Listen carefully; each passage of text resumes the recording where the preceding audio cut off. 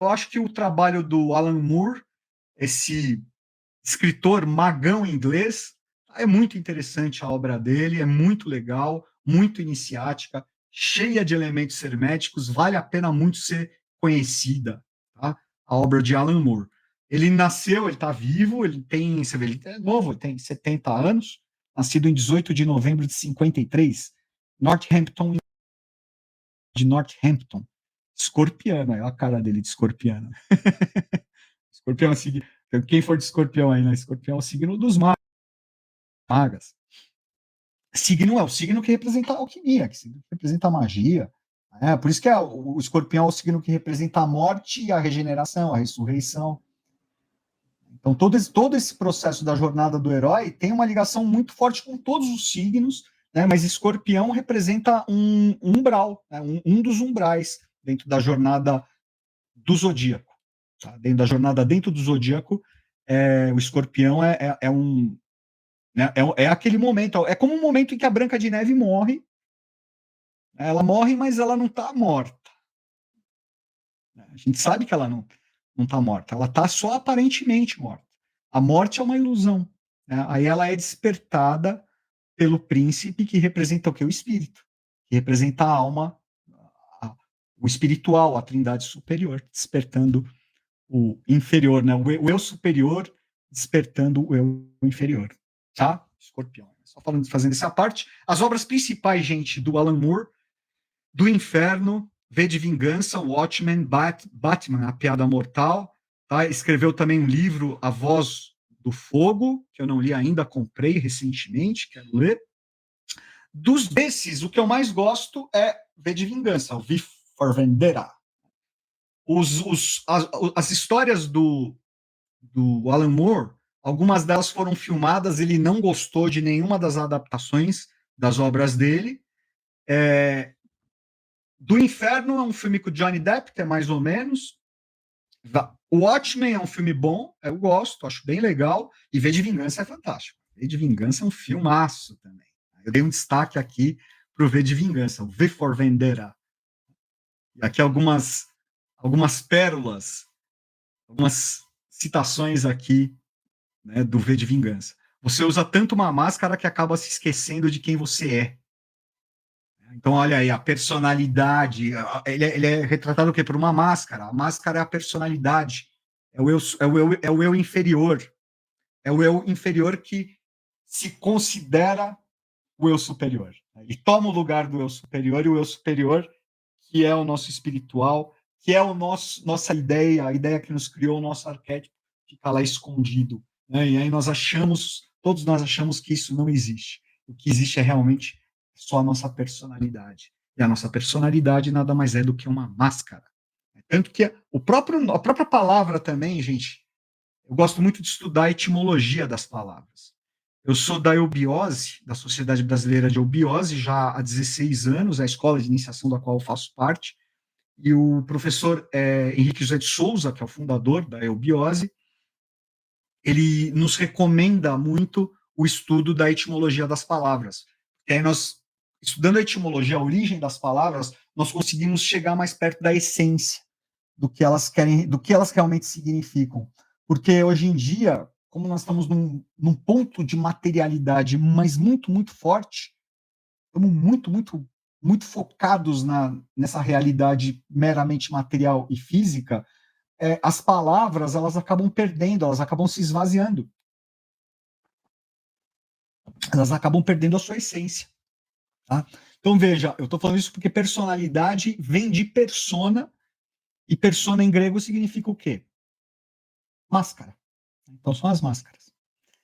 Não existe coincidência, apenas a ilusão de uma coincidência. Aqui está a lei hermética da causa e efeito, né, que é a lei do karma, que fala que não existem causalidades, existe sempre uma relação de causa e efeito. Não existe, nada é casual, tudo é causal, tudo tem uma causa, todo efeito tem uma causa, toda causa gera um efeito.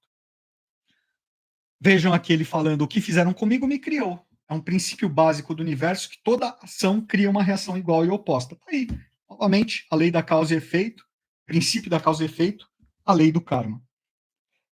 Essa máxima aqui eu gosto muito. Ideias não são só carne e osso. Ideias são a prova de balas. Né? Então é isso, as ideias.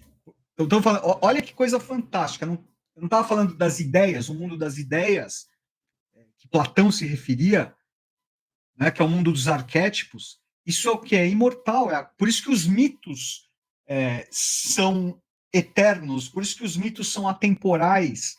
Por isso que a jornada do herói é atemporal, é eterna, porque ela é um arquétipo, ela é uma ideia. Né? Carne e osso, você pode, né? Você pode. É transitório. Não é a prova de bala. Carne e osso, agora as ideias são. Por isso que as ideias permanecem. É fantástico. E aí, gente, o V aí nós entendemos um pouquinho melhor também o significado do V. E aqui eu vou interromper o compartilhamento, para a gente bater um papo rápido. Se alguém quiser falar alguma coisa,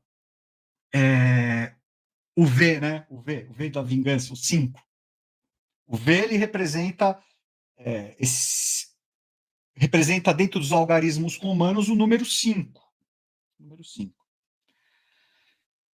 E o número 5, ele não vou entrar em parte numerológica assim mais aprofundada, nem dá tempo, mas o número 5 ele é um número que está relacionado, um pouquinho do óculos também, que essa hora a vista começa a cansar. É um número que ele está associado a rigor.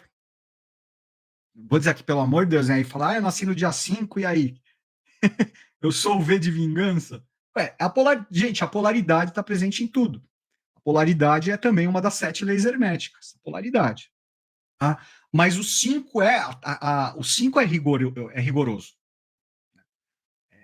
O 5 tem uma relação com a quinta hierarquia.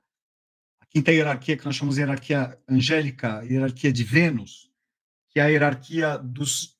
O lado negativo são os rebeldes caídos, né, e o lado positivo, o lado luminoso, nós chamamos, né, a hierarquia dos divinos rebeldes. Os rebeldes que fazem aí a coisa mudar. Né? Então, uma coisa de mudança, de revolução, esse componente da rebeldia que está muito ligado ao 5. Vejam no V de vingança, isso é o próprio nome, V, vingança. Mas ele não é um ser humano vulgar. Não é uma questão simplesmente vulgar. Tem um sentido.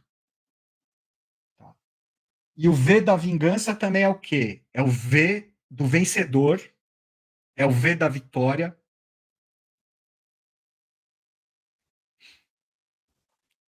O vencedor, para quem curte um pouquinho de tarô, gente, é o Arcano 7. O carro. É o vencedor. Tem o V e o 2, é o V e I. E a vitória é o arcano o mundo. Ocultamente também é conhecido como a vitória, que é o 22º arcano do tarô, a vitória. A vitória sobre o ciclo. Aí, se vocês observarem no arcano 22, pelo menos o arcano o tarô de Oswald Wirth, que é o tarô que eu sigo, há lá uma mulher grávida, né, nua, em volta dela é a coroa de louros com os 4 animais da esfinge, que é o touro, o escorpião, o leão e a figura angélica. São os 4 signos de natureza fixa: né? Touro, escorpião, leão e aquário. E ela está segurando duas baguetas, né, formando o que? O V. Por isso que ela é a vitoriosa ao ciclo. O pessoal está falando aqui, o 6 já é um número mais suave. A sexta hierarquia é Micaela. A quinta hierarquia é Lúcifer. Lúcifer, a hierarquia de Lúcifer. A hierarquia de Vênus. Tá? Existe o lado caído, o lado tenebroso, o lado escuro, tenebroso, revoltado. Existe também o lado luminoso, que é o divino rebelde. Na Segunda Guerra Mundial, isso não é. A Segunda Guerra Mundial é um tema para se fazer um trabalho assim também nesse sentido, porque a Segunda Guerra Mundial ela foi teve um componente muito forte, uma briga, uma luta hierárquica muito forte por trás da Segunda Guerra Mundial. A da primeira também, mas na segunda foi mais forte. Tá? Um componente hierárquico mesmo, sabe? Era uma briga ali uma briga de consciência, uma luta de consciência muito grande, muito pesada.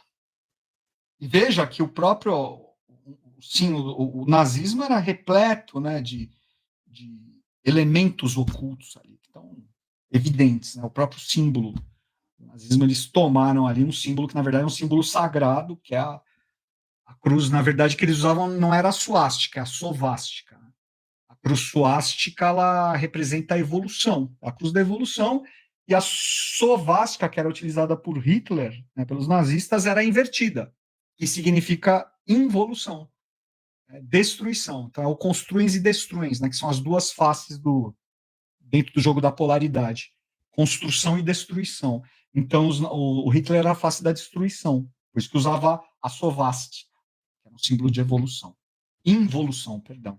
A suástica é o símbolo de evolução, né, que representa a própria junção do símbolo de Júpiter com o símbolo de Saturno, né, que representam o alfa e o ômega da evolução.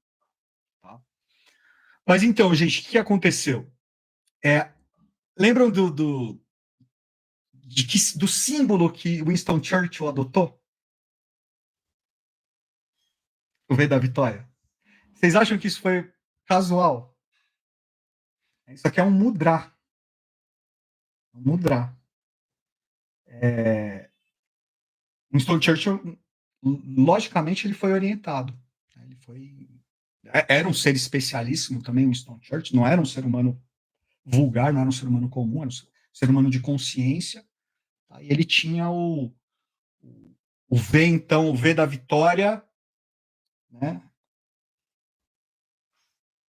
Era uma forma de neutralizar, não é, o V da vingança, o V da destruição do Hitler, tá? Dos nazistas, das potências do eixo, enfim, principalmente ali dos nazistas. Então existia, como eu falei, existia uma briga mágica muito forte ali dentro do contexto da Segunda Guerra Mundial. Então, o V da vitória do Winston Churchill Vejam, esses dois dedos, não estava falando aqui de Júpiter e Saturno, né? Esses dois dedos, gente, a nossa mão, ela tem correspondência, exatamente o quinto representa, que é o dedo polegar, que é a regência de Vênus, que é a quinta hierarquia. E, no caso, né, o dedo indicador e o dedo médio representam o dedo de Júpiter e de Saturno, então é o alfa e o ômega. Por isso que também esse era um mudra que Cristo utilizava, né, para abençoar. Tá? Mas aí os dedos juntinhos, né? Aí não era o V da vitória, né, que o Churchill utilizava. Pronto. Com meu óculos. Então, e se o V da verdade e o V da vitória fossem o V da vingança, né, como eu falei aí? E aí existe essa sentença que é da trágica história de Dr. Fausto, do Christopher Marlowe. Christopher Marlowe foi um dramaturgo inglês, tá? Antigo também, da época de Shakespeare, contemporâneo mais ou menos de Shakespeare. Essa senha iniciática, vi veri veniversum vivus vici. Pelo poder da verdade, eu, enquanto vivo, conquistei o universo. Que é o V o quê? Existe o V da vitória, né? O V da vingança, o V da vitória e o V da verdade. Então, aqui, pelo poder da verdade, eu, enquanto vivo, conquistei o universo. E aqui existem, né, 5 vezes o V. São 5 palavras nessa sentença, todas elas começando com o V. Pessoal, dá até para fazer uma análise mais cabalística aqui, mas eu não vou entrar nisso agora, tá? Dá para entrar. Essa sentença aqui é uma sentença iniciática muito forte, cabalística, muito forte. Vivere veniversum vivus vit.